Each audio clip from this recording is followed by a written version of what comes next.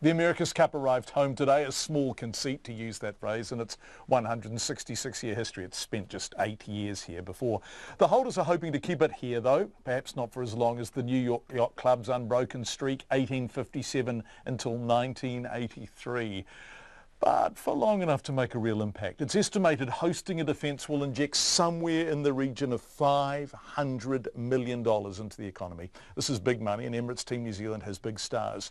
So will foreign syndicates come after them?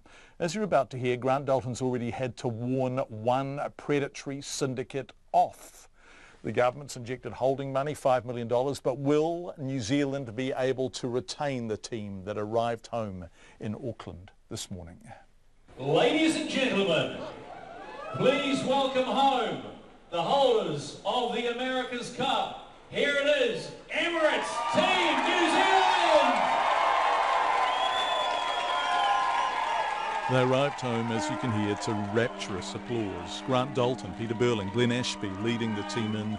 The cup itself carried triumphantly between them. 22 years since the America's Cup last entered the country through these doors. From Black Magic's victory in San Diego in '95.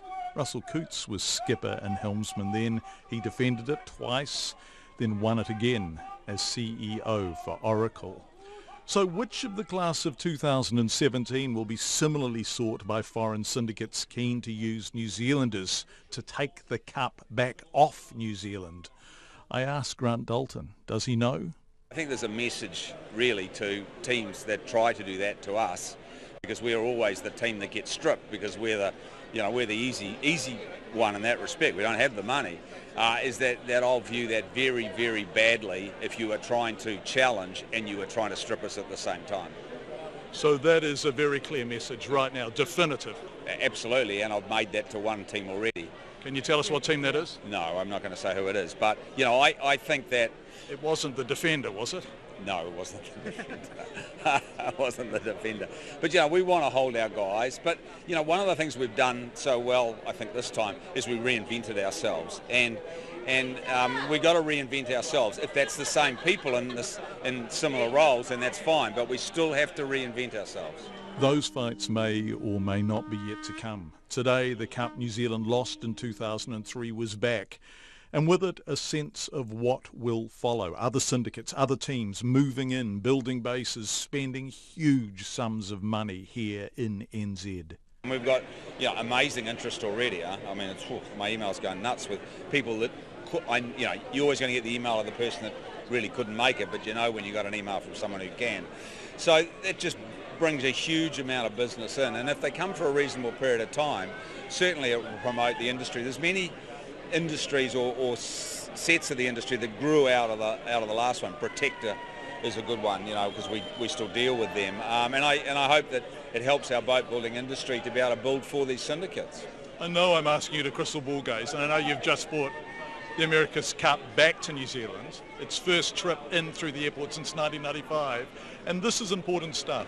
But looking forward, do you think there will be more teams in Auckland to challenge for it than there were in Bermuda? Well, I mean, certainly we'd like that. It is crystal ball gazing to suggest there will be a lot. But if you go back to the days of Team New Zealand as it was then, there was 12 teams here. Whether the world economy will allow 12 teams, I'm not sure. But I think we'd certainly target for more than we're in Bermuda. But Blair Tuke and Peter Burling, two of the finest sailors of their generation, Olympic gold medalists, America's Cup winners, both still only in their mid-20s.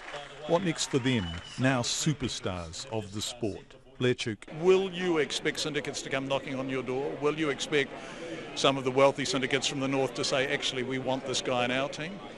Yeah, maybe, but that's all ahead of us. For now, we're just going to enjoy this and soak it up and very much, enjoy it with our friends and family, with the rest of the teammates in our country. And feel proud of what you've done? Yeah, very proud. It's a pretty amazing achievement, I think. Peter Burling. The phone is going to start ringing, is it? It probably has been already. Yeah, for sure, and it's something, like I said before, we're just super proud to be able to bring this trophy back and, share it with everyone in this country, and we'll make sure we have a couple of weeks off before we make any big decisions, but, I'm a really proud Kiwi, love racing for New Zealand and, love sailing for New Zealand, and it's something that, that's what I aim to do. Grant Dalton is 60, older than Tuke and Burling combined. He's seen it all, the lows, the highs, the battles behind the scenes, and now, until it's time to start the business of defending it, he just wants a day or two to take it all in. Well, you know, as we were walking through the airport before we came out, I was saying to Glenn Ashby, you know, even if we successfully defend it, we'll never do this again, so we need to enjoy this moment. And it's a big thing, yes, it certainly is. Grant Dalton at the airport. Bradley White was the cameraman. About lunchtime today they came through to lots of family members who haven't seen them in some cases for months.